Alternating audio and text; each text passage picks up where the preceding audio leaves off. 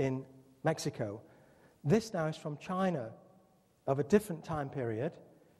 In Mexico, we were looking at 750 AD. This is 1,000 years earlier in China, which tells us that the emperor was the stag and the feathered snake, which is exactly the same as Lord Pacal of Mexico. It's exactly as Tutankhamun, who was a feathered snake. So what we're being told is that all of these guys kept coming to Earth. Jesus came to Earth many times. He came to Earth as Lord Krishna 2,500 years before BC. He came to Earth. If we look at the terracotta warriors of China, I'll just digress slightly. I'm trying to take out chunks of the lecture to get to the points because we just won't have time. But Qin Shi Huangdi, the first emperor of China, lived around 220 BC, before Christ, and he built the Great Pyramid in Xi'an in China. They say he was a tyrant, but he wasn't, of course. He was a reincarnation of Jesus, just like all the other super gods, I call them. One of the books I published, which isn't here, from 1997, called The Super Gods, showed that these people were gods who came to Earth to teach us about spirituality. And they came several times. Jesus came back several times. First of all, he came in around 3000 BC as Krishna, the Christos, the Christ. And each time he left the same messages behind. Krishna came back 8 times. The 9th time he came back as Buddha. So we know Buddha is a reincarnation of Krishna. But the ancient archaeological treasures from around the world of the sun-worshipping civilizations of Earth, we're talking about the Egyptians, the Peruvians, the Chinese, the Celtic people of Ireland. They all worship the sun because they understood that the sun created fertility on Earth. Every time the sun goes round, every 28 days, females menstruate. And this is why the sun is associated with fertility. But of course, the North Pole is moving backwards. As that's going around every 28 days, the North Pole takes 37 days to go around once. So we're getting a mixing up of this radiation from the sun. And if we look at the shapes of these faces, the archaeologists say that the face shapes correspond to a different word in the Chinese alphabet. And if we look at the words, we come out with this phrase: focus the eye on the soldiers in the covered tunnels. These are the terracotta warriors at Xi'an. Read the meaning of the national Chinese characters differently. Use your mind to understand a story which spans from the beginning of time until now, a story about the sun and God. And if we look at the tombs and the layouts of the tombs at Xi'an, for example, this one as an example, what we see is that we have a chariot here, for example. This is a chamber number 3 at Xi'an, where the terracotta warriors were found in 1974. It's full of soldiers, and here's a chariot. I've just simplified the diagram a bit here. Now, the resolution's not good enough on there, but if we were to take that chariot straight out, the wheel would bang against the wall. So they're trying to tell us something. In order to get this chariot out of the ramp, up the ramp and out of this base, the soldiers' barracks, this is a barracks for the soldier. In order to get the chariots and the horses out, we've got to turn left. Otherwise, we're going to hit that wheel on the wall.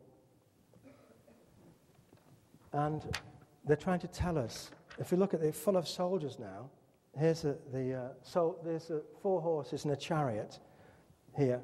If we come out of the ramp and turn left and go left, that's what they're trying to tell us. These are the formation of the soldiers in the tomb, life-size soldiers, the terracotta warriors, in one of the chambers at Xi'an in China.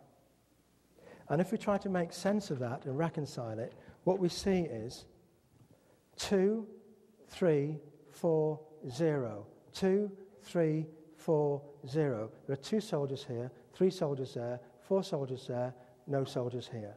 If we go counterclockwise, follow the chariot out of the underground chamber. 2,340 revolutions of the planet Venus, which is 584 days, is 1,366,560 days, which is the same number that we had in the matrix from Palenque in Mexico. Lord Pacal at the bottom. We had 1366560 days, the birth of Venus number. Here we have 144. Here we have 0. There's no troops here. 2 rows of 10. 144,000. 144,000. 144,000. These are the ones who will go to heaven. In the book of Revelation, it says in the Bible, those with 144,000 carved on their foreheads will go to heaven. And that's why the picture of Lord Pacal had 144000 on his forehead. Now, I also went down to Bolivia. This is when I was doing Viracocha, and had a look at all of the archaeological artifacts in the museum. And there's a picture of Viracocha. This is a statue in a temple of the Kalasasaya, one of the temples. And this is a statue of Viracocha with a male in his right hand and a female in his left. And again, we can have a look at what that's trying to tell us. So that's the picture of Viracocha. We take the mirror image, of course, just like all of the others we've been doing with these they all use the same technique. So that's Viracocha. Take the mirror image of Viracocha. The instructions are all contained in this. Put one on top of the other. Excuse me.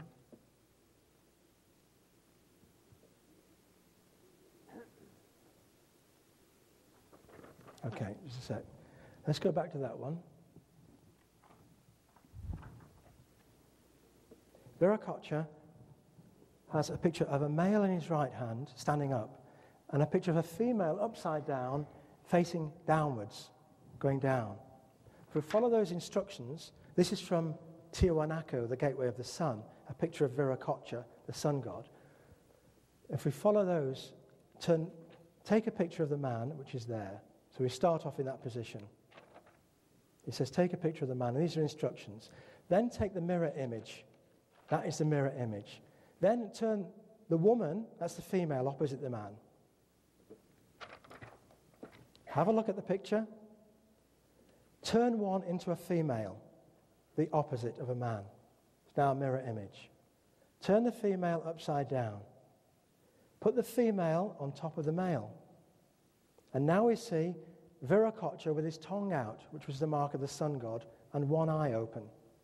And when we move the transparency slightly, his eye closes and the other eye opens, and his tongue moves to the other side of his mouth. When we move it back, just on this epicenter here, swizzle it back again, we lose this eye opens again, and the tongue moves to the other side of his mouth. This is telling us, if we stand in front of the gateway of the sun at Tiwanaku and close one eye at a time, we can measure the angle of the sun. And what they're trying to tell us is that the Earth tilted on its angle because of the sun. In other words, whenever the sun changes its angle, the Earth tilts on its axis upside down and causes earthquakes. And this is why the Mexicans believed that the Earth would destroy itself on 5 different occasions.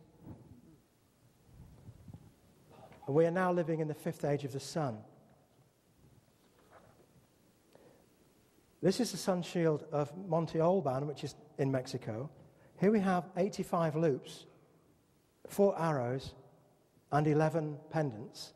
And if we multiply 4 by 85 by 11, we come out with 3,740. If we multiply that by the number of days in a year, 365.25, we come out with the same number of the sarcophagus in Palenque, 1,366,040. So, there has to be more to this than we imagine.